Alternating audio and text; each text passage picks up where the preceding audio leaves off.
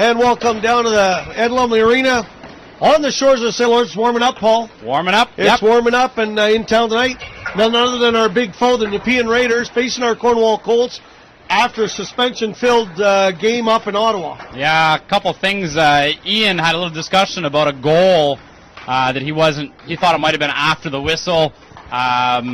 Anyways, the referee said no. So you had words of war with the guess the referee didn't like the restaurant they were going to go to afterwards, and so they went to a shootout. And after the shootout, Jordan Piccolino decides that he was gonna talk to the referee, and he got the same thing as Ian. He got well, you know what? You're gonna sit the next one out. So. And besides that tonight, not just Jordan Piccolino, but James Edwardson, he's out injured. We have two affiliate goaltenders tonight. Yeah, Liam LaSalle and Ryan Cooper both have suited up for Cornwall. I think Liam played a little bit in one game. Yes, came on in relief of Jordan, I believe. I have that information. I will relay it later. So it's going to be a very interesting game. Ian can't be behind the bench. Jordan can't be in nets. We just beat them in a shootout. 14 attempts, 7 shooters aside. So you know these two. Cal Hofford comes through. Yes, sir. Cal Hofford. Interesting thing you said about Cal Hofford. His uncle played in the NHL. Yeah, played in the NHL. He had his visit in the NHL.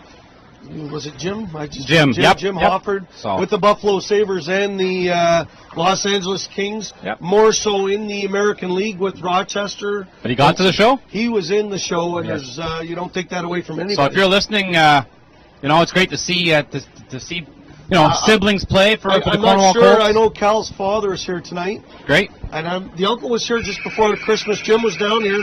And I didn't get a chance to talk to him. But you know how I snoop around. But. Absolutely. So it should be a very interesting game. Remember, these two teams played for the championship last year. As you can see, the beautiful banner that's hanging from our rafters. That's right there. Happened to beat them last year. Happened to beat Nepean, so there's always a challenge. The funny thing is this year, it's not funny, but Cornwall hasn't lost to Nepean this year. We beat them twice in the shootout and in regulation. No, 6-3, 6-3, 2 games in regulation, 1 game in a shootout. So very interesting game tonight. Now, I'm going to give you credit for your stats. They're amazing. Paul emails me the day of the game, and I go through them.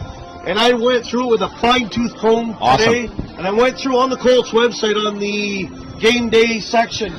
And you compare these two teams, and you're going to have all kinds of stats. I just called the game, but let me tell you, they're not far apart in every category. Yeah, they're 3 points apart in the points, okay? And it shows on the stats. But everywhere you look, they're 1 or 2 off from each other. It's scary how these two teams. I went through on the game day stats, and it was talking about first period goals, second period goals, third, and let me tell you, people, pretty close. It's where Cornwall might have the edge, and I will say this right now, is in the first period. Yep. After that, it's even right down the board. Yeah, very interesting. Goalies, even the goalies are very, very, very close. Nepean has got Philip Gouduri, who's a little bit ahead in points on us, but other than that, it matches up pretty good. Cornwall's going to have to tighten up at the back end with the 2 young goaltenders tonight. They're really, even the forwards going to have to buckle down. They've been having a lot of difficulty. I know that's one of your keys to the game, is that first pass coming out of their zone. Yeah. Cornwall's really been struggling with that first pass. Yeah, some of the keys I pointed out, of course, I'm not crazy about. It's only 120 goals for Cornwall this year, so 5-on-5, we got to pick it up. Number 2 on my list has always been the breakout. If you can't get out of your zone, if that first pass you can't get out, you're in trouble. And Cornwall has had issues with some teams that are very aggressive forechecking. And Nepean is one of those teams that put a lot of pressure on you. So Cornwall's got to make sure that they get that first pass out. I'm sure Ian knows this. I'm sure Ian's worked on different things. But I'm hoping to see with the young goalies in tonight that things are tightened up, and that first pass is going to be a definite out of our zone. That's exactly. I was talking to Ryan Petulli before they got into the dressing room. That's exactly. He said they're going to have to tighten things up big time back there. Maybe instead of making that quick rush out, maybe spending a little 2 or 3 more seconds to make sure it goes the other way before you go back. Stretch passes probably won't be seen tonight. You're going to see those quick, short passes. The wingers are going to have to come a little deeper and start moving for that defense to give it to them, because we can't be standing still in our zone. You're going to have to make those passes fast and quick to get out of it. And you know what? As much as we say we have that the 401 rivalry with Brockville, which is a big rivalry, and you're going to go through some of the trades, and Brockville's getting better as we speak. Absolutely. I saw that too, by the way. you know, this over the last 3 years with Nepean there, it's gotten heated. Oh, yeah. This is one of those teams. You know, we always talk about the Pembroke and Brockville rivalry. Nepean's in that mix. Nepean's one of those teams. Just look at this year.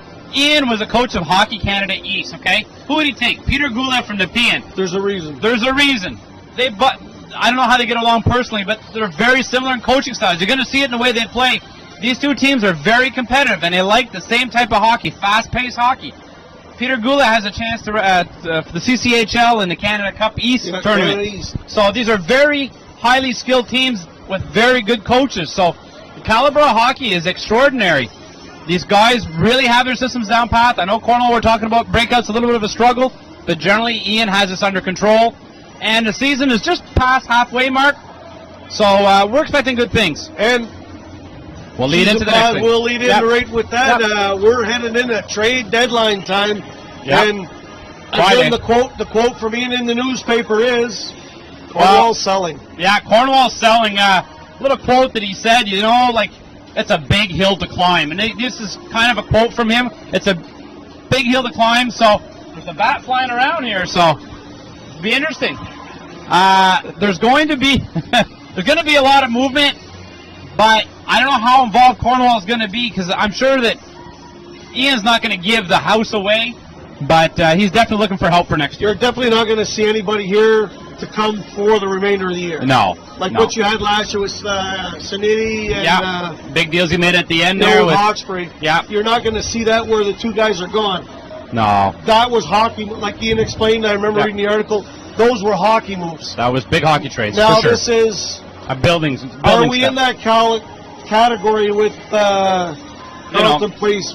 Pembroke. No, we're not. Let's be honest. Yeah, we're Ottawa. Yeah. But we can make some noise. Yep, absolutely. And on any given day, it's there. But let's not sell away the farm to the present. You know, and the Fred Page Cup is here next year. He's building. He's getting a lot of ice time to these young guys. He's trying to formulate a plan to see what he needs. And, you know, I would say it was going to be a seller, but it all depends on what's available. So are you happy with this, or are we just ready to wrap it up? I think I'm done. That'll do it for me and Paul then for the start of a little bit of a pregame show. We'll get more involved, as Paul will, with the stats, the trades that different teams made in the last couple days, and what's going on in the league. So for me and Paul, we'll see you at the Drop the Puck in about another 10 minutes' time. We'll see you then. Marley Quint's work. Oh, sorry. Crookshank gets back the shot. Beautiful goal. Wow. Crookshank couldn't get it around, and that's exactly what we're talking about, the key to the game. Mitchell Hurley was in the right spot at the right time, just got the puck in front of the net and just popped it past Liam LaSalle. So it's that first pass, Matt Crookshank not able to wrap it around. Yeah. He had all kinds of support. And got to make sure of those passes. Hoffer. He'll just dump it up the sideboards, picked up at the line. Here comes Jay Demore. Jay Demore, lots of roll. Beautiful pass to Kevin. Wow. Good heads-up play. I love the way he had the patience. He waited for Brett Magnus to make the first move, and you knew that Kevin Hope was there, and he just feathered it over and Hope right into the open net. So, I brought this up before, Paul, how evenly matched the teams are, and we're not the only team having trouble with that first pass like this. Yeah. Hurley coming across the blue line now on Liam LaSalle. Goes shelf on LaSalle. That was a nice shot by Hurley. So Cornwall's going to have to answer back right here. Who are we sending over? Yeah, lots of pressure on Liam LaSalle. So Marley Quintz. That was an easy choice, Marley Quintz now.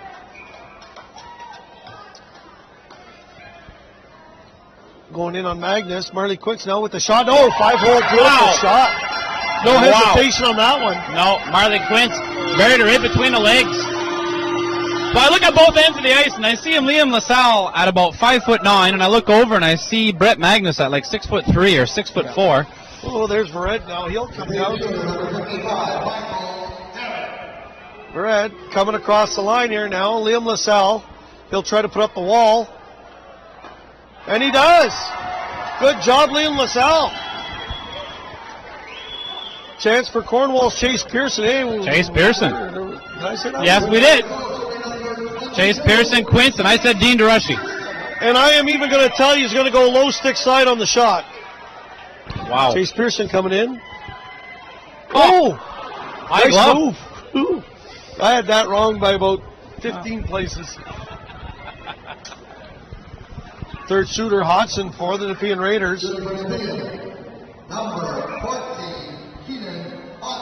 Liam LaSalle trying to put Cornwall in position to win the game. Here comes Hodgson, fakes a shot. And nice save, Liam LaSalle. What more could you ask for? Puts his team in a position to win this right now, or we could be here for another 15 minutes. Yeah, great movement left. Ross left Craig. to right. Oh, we never picked that one, did we? Whoa, I had Dean Dureshi, so this is Let's kind of a throw that different... one on Ross Craig coming out. Ross Craig crossed the line. He'll look like he's going to take the shot. Oh, nice move. Score! Cornwall Colts win the game! Nice Wow, move, Ross Craig. How about Liam LaSalle right there? Look at the players getting at him. Well deserved for LaSalle.